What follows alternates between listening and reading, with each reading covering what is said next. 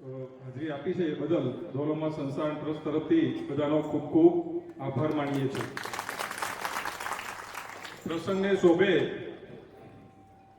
એ પ્રમાણે બધાએ હાજરી આપી. મહિલા મંડળે જે ભજન ગાયા, ટ્રસ્ટીઓ, હોદ્દેદારશ્રીઓ, ગામના બધા જ ભાઈઓ, બધા જ ભાઈઓ જે આજે સવારથી જે આનંદ કરે છે, તો માતાજીની દયા બધા પર બની રહેશે એવી માને હું બધા વતી ચરણોમાં પ્રાર્થના કરું છું. હવે ધોલોમા સંસ્થાન ટ્રસ્ટ વિશે હું થોડી માહિતી આપું છું, કારણ કે બધાને ધ્યાનમાં આવે એ બહુ જરૂરી છે. 25 વર્ષ પહેલાં આપણે વડીલો, ગામના NRI ભાઈઓ, ગામના જે સુખી સંપન્ન લોકો અને ગામમાં રહેતા બધી જ જ્ઞાતિના મિત્રો, વડીલો, ભાઈઓ, બહેનોએ ખભા મિલાવીને ધોલોમા જે મંદિરની સ્થાપના 25 વર્ષ પહેલાં કરી હતી અને 25 વર્ષ પૂરા થયા છે. તો આપણે એ મંદિરનું રજત જયંતિ મહોત્સવ આવતી સાલ ફેબ્રુઆરી 22, 23, 24, 2027ના રોજ આપણે ઉજવવા જઈ રહ્યા છીએ. મંદિરની સ્થાપના થઈ એ વખતે જે મિત્રોએ ખૂબ જ મહેનત કરીને મંદિર બનાવ્યું, 25 વર્ષ સુધી બધાએ આપણે સાથે મળીને એમને જતન કર્યું છે. શક્ય એટલું બધાની શક્તિ, જેટલી શક્તિ હતી એટલું આપણે કામ કર્યું છે અને આ સ્ટેજે આપણે લાવ્યા છે. હવે અત્યારે 25 વર્ષે કોઈ બી ઘર હોય તે જૂનું હોય તો ખર્ચો માગે, એ રીતે માતાજીનું મંદિર પણ રિનોવેશન માગે છે. તો બધાની ઈચ્છા છે કે મંદિર આપણે 25 વર્ષે ઘણું એક રિનોવેશન કરીને સારું બનાવીએ કે જેથી ફરીથી 25 વર્ષ સુધી જોવું ના પડે. તો બધાની ઈચ્છાથી મંદિરનો જીર્ણોદ્ધારનો આજે ખાતમુહૂર્ત આપણે સંપન્ન કર્યું. તો એમાં શું શું કરવાનું છે એની જાહેરાત હું કરું છું. હવે બધાએ મિટિંગો કરીને ઇન્ડિયા અને અમેરિકાની કમિટીએ મિટિંગ કરીને એવું નક્કી કર્યું કે મંદિરની અંદર બેસવાની જગ્યા ઓછી છે તો એ જગ્યા થોડી પહોળી કરવી. એના માટે 4 દાતાશ્રીઓ છે, જે અંબાલાલભાઈ રેચરભાઈ પટેલ, અલ્પેશભાઈ નાણાભાઈ પટેલ, ચંદુભાઈ પુંજાભાઈ પટેલ અને દશરથભાઈ રામદાસ પટેલ, એ ત્રણેય જણાએ એની જવાબદારી લીધી છે. ટોટલ ખર્ચો આ ચારે મિત્રોએ આપવાની જાહેરાત કરી છે. તો એમને માતાજી સુખી રાખે, અમારા વતી બધાને માતાજીની પ્રાર્થના. લગભગ 40 લાખ જેવો ખર્ચો એમને અલગથી ઉપાડી લીધો કે ભાઈ આ કરવું જ છે, કારણ કે આપણે જોયું કે ભજન મંડળ આપણે બહાર ભજન કર્યા તો અંદર બેસીને ભજન કરી શકાય એવી વ્યવસ્થા લગભગ થઈ જશે. પ્લસ એ સિવાય આપણું જે બેઠા છે એ ગ્રાઉન્ડ નવું કરવું છે. આખા કેમ્પસનો કલર, જોગણી માતાનું મંદિર હોય, ધોલોમાનું મંદિર અને હનુમાનજીનું મંદિર, આપણે નાનું મંદિર જે સામે છે ગરીબદાસજીનું મંદિર, એ બધાનું બધા પેસેજ, ગેટ, ગ્રીલ બધાને કલરનું કામ. મંદિરની અંદર કબૂતર જાળી અને શેડ બનાવવો છે જેથી કરીને ગંદકીનો પ્રશ્ન છે કબૂતરની અઘારનો એ જ સોલ્વ થાય. એક ટોયલેટ બનાવવું છે. હવે જે ખુલ્લી જગ્યા હનુમાનજીના મંદિરની પાછળ છે એમાં એક ગાર્ડન બનાવવાનું પ્લાનિંગ છે કે જેથી કરીને એક એન્ટ્રીમાં શોભા એની વધે અને કદાચ સિનિયર સિટીઝનને બેસવું હોય તો ગામમાં એક સારી સુવિધા થાય. એમાં આપણે બેસવાની સગવડ કરીશું જેથી કરીને વડીલો જેની ઈચ્છા હોય આવીને બેસે, શાંતિથી માતાજીનું નામ લે અને સુખ દુઃખની વાતો કરે, ભજન કરે, કે જે વાંચવું હોય તો એની બુક્સ બી મૂકીશું અને શાંતિથી સાંજે એ ઘરે જાય.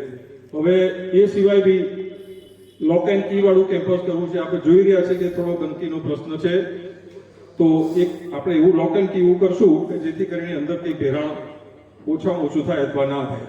એ સિવાય અંદર જે કાચ, મંદિરોના કાચ અંદર બદલવા છે, ફ્લોરિંગ ઘસવાનું છે, મૂર્તિઓ જૂની થઈ છે એની પોલિશ કામ, પેઇન્ટિંગ્સ અને એક સિંહાસન આપણે ગોલ્ડન સિલ્વર કલરનું સિંહાસન એક નવું બનાવવું છે કે માતાજીનો જે સિંહાસનનો લુક છે એ થોડો બદલાય, એના માટે એની વ્યવસ્થા કરવાની છે. પ્લસ આપણે ટોયલેટ્સની વાત કરી તો એ બી, અને ગ્રીલ આખી એક નવી ગ્રીલ બનાવીશું અને એ ગ્રીલનો કલર કામ બી આપણે પૂરું કરશું.